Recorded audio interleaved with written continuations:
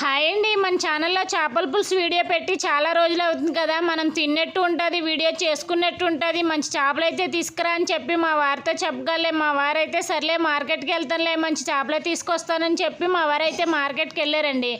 మార్కెట్కి అయితే వెళ్ళారు కానీ పెద్ద మార్కెట్కి వెళ్ళారండి. ఆ పెద్ద మార్కెట్లోనే అన్ని రకాల చేపలు అయితే దొరుకుతున్నాయండి. ఒక రకమైన చేప కాదు, అన్ని రకాల చేపలు అయితే ఉన్నాయి దీంట్లోనూ. సముద్రంలో పట్టే చేపలు, నదిలో పట్టే చేపలు, ఇంకా చెరువుల్లో పట్టే చేపలు, అన్ని రకాల చేపలు అయితే ఇక్కడ అమ్ముతున్నారండి. చాలా అంటే చాలా పెద్ద చేపలు ఉన్నాయి, ఇంకా అన్ని రకాల చేపలు అయితే దొరుకుతున్నాయి. ఇన్ని చేపలు అయితే మా వారు అయితే ఎలాంటి చేపలు అయితే తీసుకొచ్చారో చూపిస్తాను. ఇంత పెద్ద మార్కెట్ లో మళ్ళంటి వాళ్ళు వెళ్ళి చేపలు అయితే కొనలేమే, జాబులు చేసుకున్న వాళ్ళు అయితే కొనగలరు అని చెప్పేసి మా వారు అయితే చెప్పారు. అయితే ఇక్కడ రేట్లు బాగా ఎక్కువ ఉన్నాయేమో, అందుకే మా వారు కొనుక్కురాలేదు పెద్ద చేపలు అని నేనైతే అనుకున్నాను. రేట్లు అయితే కొంచెం పర్వాలేదు అన్నట్టు ఉన్నాయి కానీ కాకపోతే చేపలు అయితే కొంచెం అటు ఇటుగా పాడైపోయినట్టు ఉన్నాయే, బాగాలేవు. అందుకే నేనైతే తీసుకురాలేదు అని చెప్పి మా వారు అయితే ఎలాంటి చేపలు తీసుకొచ్చారో చూడండి.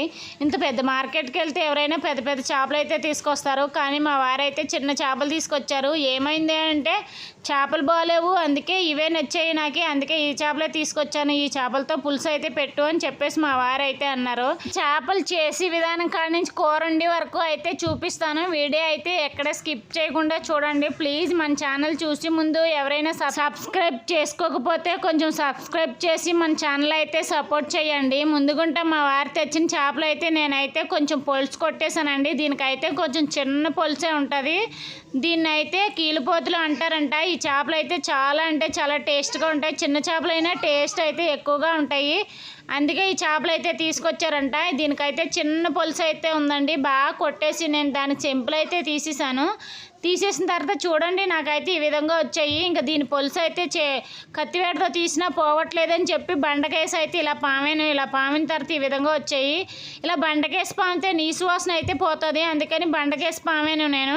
పామిన తర్వాత దానికి ఎక్కడెక్కడ చిన్న చిన్న పొలుసు అయితే ఉండిపోయిందండి. ఆ ఉండిపోయిన పొలుసు కూడా ఇలా వచ్చేస్తుంది. సిటీలో రూముల్లో ఉండే వాళ్ళకైతే ఇలాంటి బండ్లు అయితే దొరకవు కాబట్టి వాళ్ళైతే కొంచెం పసుపు కొంచెం సాల్ట్ అయితే వేసి క్లీన్ చేసుకుంటారండి. మాకైతే ఇలాంటి బండ్లు అయితే అవకాశం దొరుకుతుందండి, అందుకని మేము ఇలాంటి బండ్లు తీసుకొచ్చుకొని ఇలా పాముకుంటే నీ స్మెల్ అయితే పోతుంది. చాలా మందికి చేపలు కూడా క్లీన్ చేయడం రాదండి. రాలేని వాళ్ళు అయితే మార్కెట్లోనే చేపలు కొనిసుకొని కేజీకి 20 రూపాయలు ఇచ్చి అయితే చేయించుకుంటారు. ఏదో మాకైతే అలా చేసుకోవడం వచ్చు కాబట్టి మా వారైతే చేపల జాన్ తెచ్చేసి క్లీన్ చేసి చేపల పులుసు అయితే చేయమన్నారు. నేనైతే ఈ చేపలు అయితే నీట్గా క్లీన్ చేసుకొని పులుసు అయితే కొట్టేసి దానికి ఉన్న చెంపులు తోకలు ఇవన్నీ తీసేసి బండ మీద కొద్దిసేపు పామేసినా సరే ఇంకా ఉన్ని కడక లేని కడక నీ స్మెల్ అయితే ఉంటుంది కదా, కొద్ది సాల్ట్ అయితే వేసి క్లీన్ చేసుకుంటే ఇంకా ఏమాత్రం నీసి స్మెల్ ఉన్నా అది కూడా పోతుందని నేను కొంచెం సాల్ట్ అయితే వేసేసుకొని అటు ఇటుగా కలిపేసుకున్నానండి. ఇలా కొద్దిసేపు క్లీన్ చేసుకున్న తర్వాత ఇలా వాటర్లో వేసి క్లీన్ చేసుకుంటే ఇంక ఉన్ని కడక లేని కడక నీ స్మెల్ అయితే పోతుందండి. తెలియలేని వాళ్ళైనా సరే ఈ విధంగా సాల్ట్ అయితే వేసుకొని కడుక్కోవాలండి. చాలామంది సాల్ట్ వేసుకుంటారు, పసుపు వేసుకుంటారు, నెక్స్ట్ నిమ్మకాయ కూడా పిండుకుంటారండి, ఎందుకంటే నీ స్మెల్ పోవడానికి. ఇంక ఉన్ని కడక లేని కడకి నీసి స్మెల్ అయితే పోతుంది ఈ విధంగా కడుక్కుంటేనే. ఫైనల్గా నేను కడిగేసుకున్న తర్వాత ఇంకా కూర వండుకుని లోపలని చేపలు అయితే పక్కన పెట్టేస్తే కొంచెం పాడైపోతాయి కదా అని చెప్పి దీంట్లోకే కొంచెం కారం కొంచెం సాల్ట్ అయితే బాగా వేసేసుకొని అటు ఇటుగా కారము సాల్ట్ కలిసిపోయేటట్లయితే బాగా కలిపేసుకున్నానండి. కలిపేసుకున్న తర్వాత చూడండి ఈ చేప ముక్కలు కానీ ఇలా పట్టేటట్లయితే కలిపేసుకోవాలి. ఫైనల్గా కలిపేసుకున్న తర్వాత నాకైతే ఈ విధంగా వచ్చాయి చేప ముక్కలన్నీ. కారము సాల్ట్ వేసి కలిపేసుకున్న చేప ముక్కలు అయితే పోగొండ సేపు అయితే పక్కన పెట్టేయాలండి. పక్కన పెట్టే లోపల కూర కావాల్సినవన్నీ చూపిస్తున్నాను చూడండి. 2 టమాటాలు, 2 ఆనియన్స్, 3 పచ్చిమిరపకాయలు అయితే తీసుకున్నానండి. ఇవన్నీ బాగా కోసేసుకొని పక్కన అయితే పెట్టేసుకోవాలి. నేనైతే చూడండి ఇవైతే ముక్కలు అయితే కోసేసుకున్నాను. పచ్చిమిరపకాయలు అయితే కొంచెం పెద్ద సైజే కోసుకున్నానండి, ఎందుకంటే సద్దనంతో కూడా తినడానికి బాగుంటాయి చేపల పులుసులోని. ఇవి నెల్లూరు చేపల పులుసు చేసుకుంటున్నాం కాబట్టి ఈ చేపల పులుసులో అయితే పచ్చిమిరపకాయలు అయితే ఇంత పెద్దవిగా కోసుకోవాలి.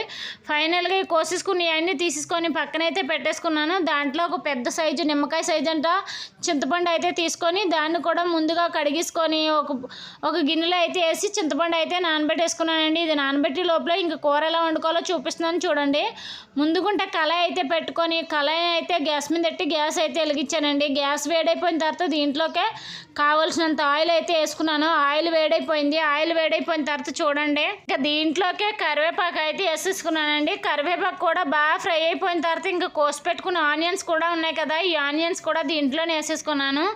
ఇంతే తాలింపులోనే పచ్చిమిరపకాయలు అయితే వేసుకోకూడదండి, అందుకే నేను ఆనియన్స్ ఖాళీగా వేసుకున్నాను. ఆనియన్స్ ఉడకడానికి అయితే కొద్ది సాల్ట్ అయితే వేసుకున్నానండి. సాల్ట్ వేసుకుంటే ఇలా ఆనియన్స్ అయితే బాగా ఫాస్ట్గా ఉడికిపోతాయని చెప్పేసి అంటూ ఉంటారు కదా, అందుకే నేనైతే ఆనియన్స్ ఉడకడానికి అయితే సాల్ట్ వేసుకున్నానండి. ఆనియన్స్ కూడా ఉడికిపోయి దీంట్లో కోసి పెట్టుకుని టమాటాలు కూడా వేసేసుకున్నాను కదా. టమాటాలు వేసేసుకున్న తర్వాత కొద్దిసేపు అయితే అటు ఇటుగా కొద్దిసేపు గట్టెట్టి కలిపేసుకోవాలండి. నేనైతే నాన్ స్టిక్ కళాయిలో కూర అయితే వండుకుంటున్నాను. స్టీల్ గట్టెట్టి కలిపితే నాన్ స్టిక్ కళాయి అయితే పాడైపోద్దని చెప్పి నేనైతే ఈ చెక్క గరిటె అయితే ఎట్టి తిప్పుతున్నానండి. కొద్దిసేపు అటు ఇటుగా కలిపేసుకొని ఉడకడానికి అయితే కొద్దిసేపు అయితే మూత పెట్టేయాలండి.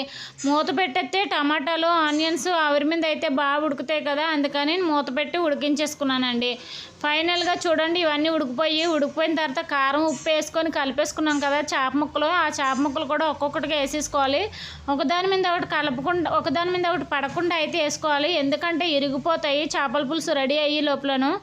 అందుకని నేనైతే ఒకటి అయితే ఇలా వేసుకుంటున్నాను. అన్ని చేప ముక్కలు వేసేసుకున్న తర్వాత చూడండి ఈ విధంగా వచ్చాయి. ఈ విధంగా వచ్చిన ముందు చేప ముక్కల్లో కొంచెం కారం కొంచెం ఉప్పు అయితే కలిపేసి పక్కన అయితే పెట్టుకున్నాం కదా, ఒక స్పూనే వేసుకున్నామండి. ఇంక కూరకు సరిపోదు కదా అది, అందుకని దీంట్లోకే కూరకు సరిపోయేంత కారం అయితే వేసేసుకోవాలి. కారం వేసేసుకున్న తర్వాత కొద్దిగా ఆవిరి మీద పెట్టి మూత అయితే పెట్టి ఉడికించాలండి. ఉడికిన తర్వాత ఈ కారం చేప ముక్కలకి అయితే పట్టి వరకు అయితే ఆవిరి మీద అయితే ఉడికించాలండి. ఆవిరి మీద ఉడికిపోయిన తర్వాత చూడండి ఈ విధంగా వచ్చిన చేప ముక్కలు అయితే తీసేసుకున్న తర్వాత దీంట్లోకే కొంచెం వాటర్ అయితే వేసుకున్నానండి. ఈ వాటర్ కూడా వేసుకొని కొంచెం బాగా ఉడికించేసుకోవాలి. ఉడికించేసిన తర్వాత ఇంకా నీటిలో ఉడికిన తర్వాతే ఇంకా చింతపండు రసం అయితే వేసుకోవాలి. ముందుగుంటా నేనైతే ఈ నీటిలో ఉడకడానికి అయితే కొంచెం నీళ్ళు అయితే వేసి అటు ఇటుగా కలుపుకొని మళ్ళీ కొద్దిసేపు మూత అయితే పెట్టి ఉడికించాను. ఉడికించిన తర్వాత ఈ విధంగా వచ్చాయి. ఈ విధంగా వచ్చిన తర్వాత నేను ఇంకా చింతపండు రసం ఉంది కదా నానబెట్టుకుని చింతపండు, ఆ చింతపండు కూడా బాగా పిసికేసుకొని దీనికి కావాల్సినంత అయితే చింతపండు రసం అయితే వేసేసుకున్నాను. వేసేసుకున్న తర్వాత చూడండి మనకి ఎంత పులుసు కావాలనుకుంటే అంత పులుసు అయితే పెట్టుకోవాలి. నాకు ఎంత కావాలో అంత పులుసు పెట్టుకున్నాను. మీరు కూడా ఎంత కావాలనుకుంటే ఇంట్లో మనుషులకు సరిపోయేంత పులుసు అయితే పెట్టుకోండి. ఫైనల్గా నేనైతే చేప ముక్కలకి సరిపోయినంత చింతపండు రసం అయితే వేసేసుకున్నాను. వేసేసుకున్న తర్వాత దీంట్లోకి కోసి పెట్టుకున్న పచ్చిమిరపకాయలు కూడా ఉన్నాయి కదా, ఈ పచ్చిమిరపకాయలు కూడా దీంట్లోనే ఏ ముక్కకు ఆ ముక్క ఉన్నట్టే వేసుకోవాలండి. వేసుకున్న తర్వాత చేపల పులుసు అయితే బాగా వస్తుంది. ఇన్ని వేసుకున్న తర్వాత నాకైతే సాల్ట్ అయితే కొంచెం తక్కువైపోయిందండి. ముందు చేప ముక్కలకి అయితే కలిపెట్టుకున్నానండి, ఆ సాల్ట్ అయితే సరిపోలేదు. అందుకోసం నేను మళ్ళీ 2 స్పూన్లు అయితే సాల్ట్ వేసుకున్నానండి. వేసుకున్న తర్వాత ఇది బాగా ఉడికించి లోపలనైతే కొంచెం అల్లం వెల్లుల్లిపాయ దంచుకుందామని చెప్పి నేను ఒక పాయ ఎల్లిపాయలును ఒక అల్లం ముక్క తీసుకొని అవైతే పొట్టోలు చేసుకున్నాను. చూడండి ఇవన్నీ అప్పటికప్పుడు రోట్లో దంచుకొని వేసుకుంటే బాగుంటుంది. చాలామంది నిల్వ ఉంచుకొని ఫ్రిడ్జ్లో పెట్టుకొని ఉంచుకుంటారు, అలాంటిది అయితే అసలు టేస్ట్ అయితే రాదండి. ఇలాగైతే టేస్ట్ అయితే వస్తుంది. ఇంకా దీంట్లోకి ఏ మసాలాలు కూడా వేయకుండా అప్పటికప్పుడు ఇలా అల్లం పేస్ట్ దంచుకొని ఇలా వేసుకుంటే టేస్ట్ అయితే చాలా అంటే చాలా బాగుంటుందండి. చాలా వరకు ఇలా దంచుకొని అప్పటికప్పుడు వేసుకుంటానికే ట్రై చేయండి చాలామంది. ఇంకా నేను ఫైనల్గా ఈ అల్లం వెల్లుల్లిపాయలు అయితే దంచేసుకున్నానండి. దంచేసుకొని మరిగి చేపల పులుసు ఉంది కదా దీంట్లోకి వేసేసుకున్నాను. వేసేసుకున్న తర్వాత చూడండి ఈ విధంగా వచ్చింది. ఇంకా చాలాసేపు మరిగించాలి. ఈ మరిగిద్దామని ఏంటి మరగట్లేదని చూసి లోపల నాకైతే గ్యాస్ అయిపోయిందండి. ఏం చేయాలో నాకు అర్థమలేదు. ఇప్పుడైతే గ్యాస్ రాబడికి 25 రోజులు ఎక్కువే పడుతుందండి. ఇంకా ఏం చేయాలో తప్పక మా ఎదురింటోళ్ళు ఇంట్లో కట్టుకెళ్ళి కొద్దిసేపు అయితే వాళ్ళ గ్యాస్ మీదే పెట్టి బాగా మరగబెట్టానండి. మూత తీయకుండానే మూతెట్టి బాగా మరగబెట్టాను. మరగబెట్టిన తర్వాత చూడండి ఇలా వచ్చింది. ఎందుకంటే వాళ్ళ ఇంట్లోంచి మా ఇంట్లోకి తీసుకురావడం వల్ల మరిగి చేపల పులుసు కూడా చల్లారిపోయిందండి. మా ఇంటికి తీసుకొచ్చి ఈ చేపల పులుసులో కావాల్సినంత కొత్తిమీర అయితే వేసేసుకున్నాను. ఈ విధంగా వచ్చింది ఫైనల్గాన చేపల పులుసు. ఇంక టేస్ట్ ఎలా ఉందో టేస్ట్ చూద్దామని చెప్పి టేస్ట్ చూస్తే ముక్క అయితే చాలా అంటే చాలా బాగా ఉడికింది. ఇంకా ఉప్పు కారం కూడా సరిపోయిందండి. ఫైనల్గా నాకైతే చేపల పులుసు ఈ విధంగా వచ్చింది. చాలా అంటే చాలా టేస్ట్గా వచ్చింది. మీరు కూడా ఒకసారి ట్రై చేయండి. ఇంకా ఈ చేపల పులుసు ఎట్టి లోపల నాకు గ్యాస్ కూడా అయిపోయినా సరే పక్కింటి వాళ్ళ ఇంట్లోకి ఎట్టుకెళ్ళి ఏదోలా గ్యాస్ మీద పులుసు మరగబెట్టుకు ఎట్టుకొచ్చాను. చాలా అంటే చాలా టేస్ట్గా వచ్చింది. మీరు కూడా ఈ విధంగానే ట్రై చేయండి. మన వీడియో నచ్చితే లైక్ చేయండి, షేర్ చేయండి, సబ్స్క్రైబ్ చేసుకోండి. మన ఛానల్ చూస్తున్నారు కానీ సపోర్ట్ అయితే చేయట్లేదు. కొంచెం మన ఛానల్ చూసి సపోర్ట్ చేసి సబ్స్క్రైబ్ చేసుకోండి. మీ ఫ్రెండ్స్ అండ్ ఫ్యామిలీ